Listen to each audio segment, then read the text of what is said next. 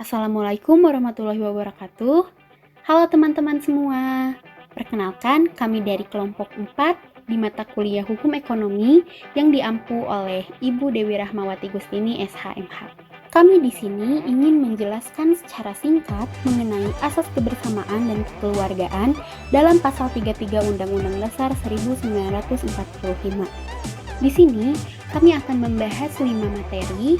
Yang pertama ada latar belakang, yang kedua ada makna, yang ketiga tujuan, yang keempat peranan, dan yang kelima akan menjelaskan mengenai pentingnya menjaga pasal 33 Undang-Undang Dasar 1945.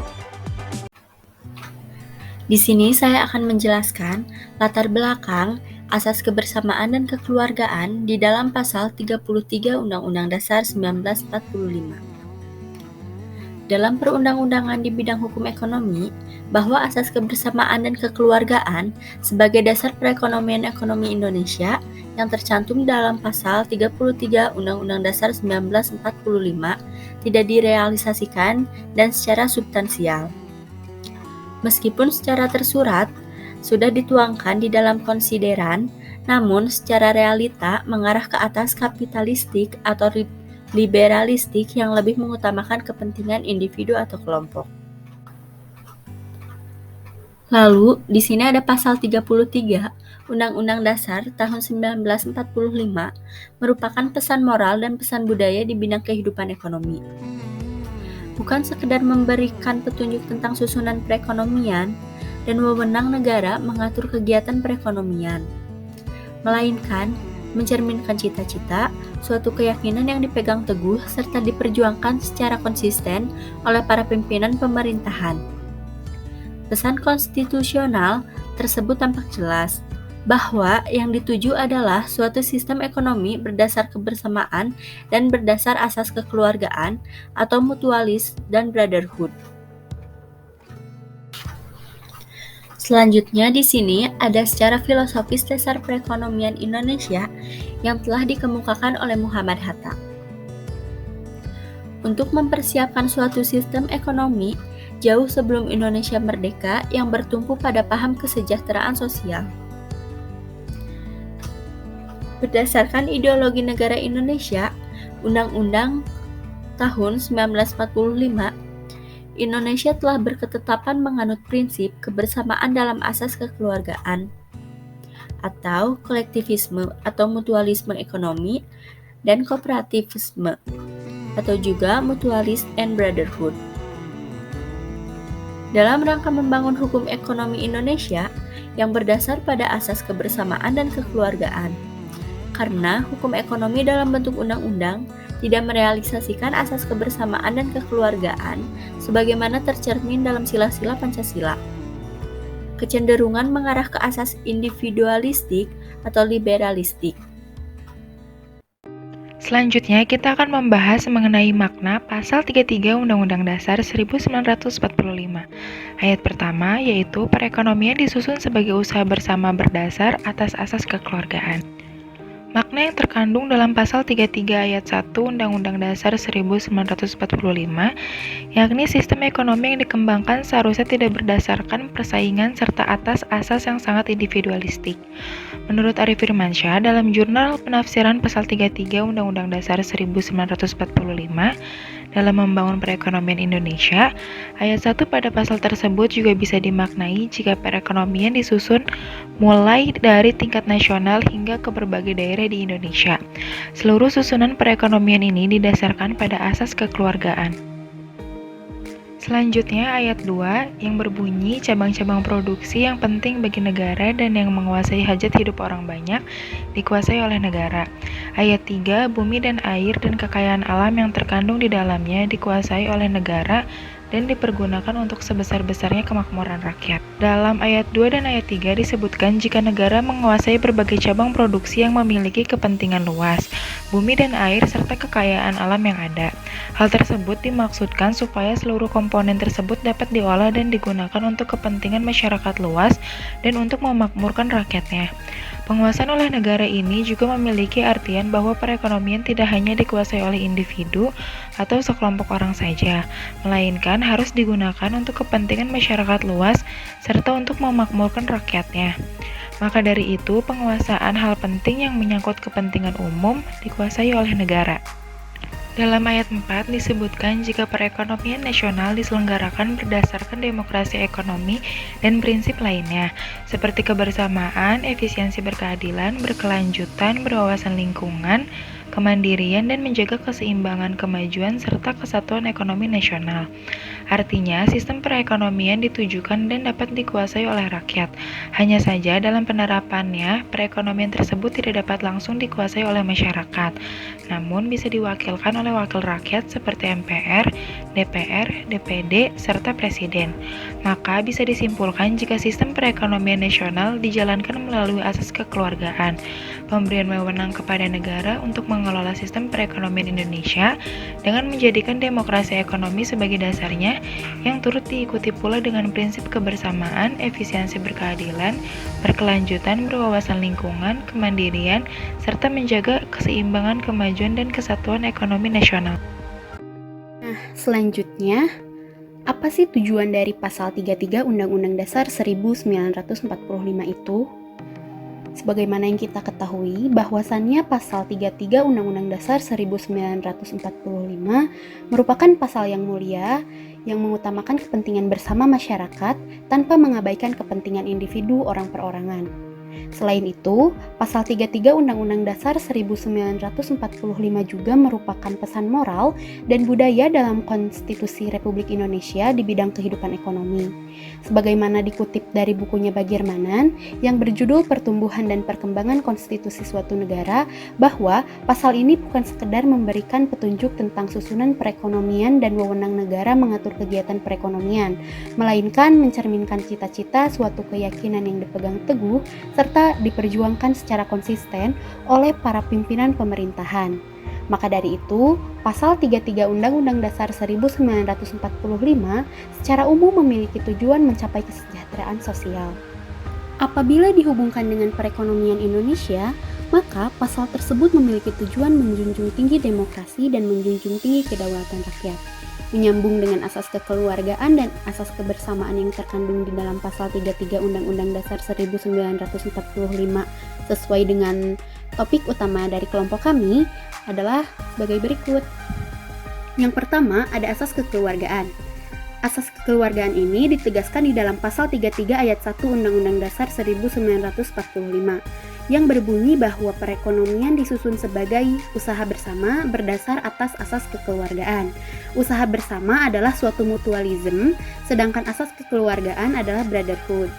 Dalam konteks moralitas dan tuntunan agama, mutualisme adalah berjamaah dan brotherhood adalah berukhuwah. Pada penjelasan sebelumnya kan telah disinggung bahwa makna dari pasal 33 ayat 1 ini adalah sistem ekonomi yang dikembangkan seharusnya tidak berbasis persaingan serta atas asas yang sangat individualistik. Nah, berangkat dari penjelasan tersebut, dapat disimpulkan bahwa tujuan dari asas kekeluargaan yang terkandung dalam pasal 33 Undang-Undang Dasar 1945 adalah kemakmuran masyarakat. Hal tersebut juga selaras dengan makna demokrasi ekonomi yang mengutamakan kemakmuran masyarakat, bukan kemakmuran orang seorang. Yang kedua, ada asas kebersamaan. Asas kebersamaan sendiri tidak disebutkan secara jelas dalam pasal 33 Undang-Undang Dasar 1945 seperti halnya asas kekeluargaan yang tercantum di dalam ayat 1. Akan tetapi, ayat 4 menyebutkan bahwa perekonomian nasional diselenggarakan berdasar atas demokrasi ekonomi, kebersamaan, efisiensi berkeadilan, berkelanjutan, berwawasan lingkungan, kemandirian, serta dengan menjaga keseimbangan kemajuan dan kesatuan ekonomi nasional. Pernyataan dalam ayat 4 pasal 33 tersebut mengandung demokrasi ekonomi. Demokrasi ekonomi Indonesia tidak harus sepenuhnya diartikan sebagai prinsip equal treatment secara mutlak. Demokrasi ekonomi Indonesia bercita-cita mewujudkan keadilan sosial bagi seluruh rakyat Indonesia atau social justice, fairness, equity, dan equality, sehingga menyandang pemihakan parsialisme dan special favor terhadap yang lemah, yang miskin, dan yang terbelakang untuk mendapatkan perhatian dan perlakuan khusus ke arah pemberdayaan. Parsialisme terhadap yang tertinggal ini bukanlah sikap yang diskriminatori, apalagi yang bersifat sara, melainkan memberi makna positif pada doktrin kebersamaan dalam asas kekeluargaan Indonesia. Dari sinilah titik tolak untuk menegaskan bahwa efisiensi ekonomi berdimensi kepentingan sosial. Dari penjelasan tersebut, maka dapat diambil kesimpulan bahwasannya tujuan dari asas kebersamaan ini berkaitan erat dengan demokrasi ekonomi yang bertujuan untuk kepentingan sosial. Dan sekarang saya akan menjelaskan mengenai peran pasal 33 Undang-Undang Dasar 1945. Pasal 33 Undang-Undang Dasar 1945 yang menjadi dasar sistem perekonomian nasional. Pasal ini berisikan landasan perekonomian serta pengelolaan sumber daya alam yang dimiliki negara Indonesia. Perannya sebagai transformasi ekonomi untuk menggantikan sistem ekonomi kolonial menjadi sistem ekonomi demokrasi, atau bisa juga dari tradisional menjadi modern. Secara umum dapat didefinisikan sebagai suatu perubahan dalam ekonomi yang berkaitan dengan komposisi penyerapan tenaga kerja, produksi, perdagangan, dan faktor-faktor lain yang diperlukan secara terus-menerus untuk meningkatkan pendapatan dan kesejahteraan sosial melalui peningkatan pendapatan per kapita. Arti penting mempertahankan Pasal 33 Undang-Undang Dasar 1945. Pasal 33 Undang-Undang Dasar 1945 menjadi salah satu pasal yang hingga kini tak kunjung terrealisasi sejak Indonesia merdeka. Banyak pro dan kontranya sampai saat ini. Banyak orang yang mengatasnamakan rakyat, ada yang melakukannya secara benar demi kepentingan rakyat semata, tetapi ada pula yang melakukannya demi kepentingan pribadi atau kelompok. Yang terakhir ini tentulah merupakan tindakan yang tidak terpuji. Namun yang lebih berbahaya dari itu adalah bahwa banyak di antara mereka, baik yang menuding ataupun yang dituding, dalam mengatasnamakan rakyat. Mereka kurang sepenuhnya memahami arti makna rakyat serta dimensi yang melingkupi. Pasal 33 Undang-Undang Dasar 1945 adalah pasal mengenai keekonomian yang berada pada bab 14 Undang-Undang Dasar 1945 yang berjudul Kesejahteraan Sosial.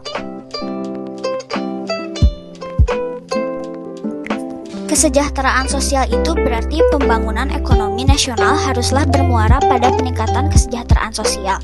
Peningkatan kesejahteraan sosial merupakan tes untuk keberhasilan pembangunan, bukan semata-mata pertumbuhan ekonomi apalagi kemegahan pembangunan fisikal.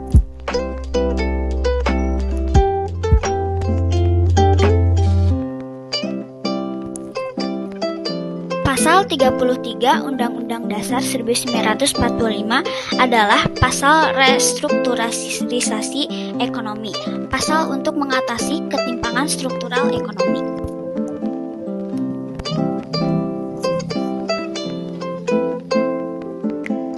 Pasal 1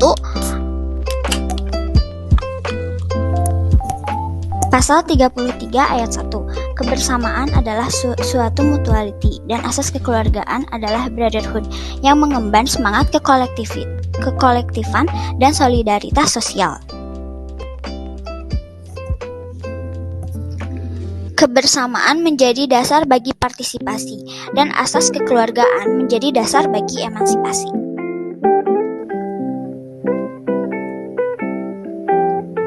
Pasal 33 Undang-Undang Dasar 1945 tidak punya andil apapun dan keterpurukan ekonomi saat ini suatu keterpurukan terberat dalam sejarah Republik ini.